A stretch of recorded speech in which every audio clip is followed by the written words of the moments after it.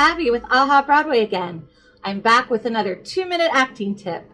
We're delving into our who, what, where, when, and why. Today, we're on where. Now you think this would be pretty simple. Usually scripts will tell you, so-and-so is in the yard, or so-and-so is in the car. But you really need to be able to know what that feels like and what that looks like for you. My yard may look different than your yard. Your car may look different than my car. And if we're doing a scene together, we want to make sure that we're on the same page. So in theater, we use what is called the fourth wall. Now the fourth wall is really important because that's the wall where the audience stands. So if you think that you have 3 surrounding walls, the one behind you, one on each side, and the one in front of you. The one that's in front of you facing the audience is called your fourth wall.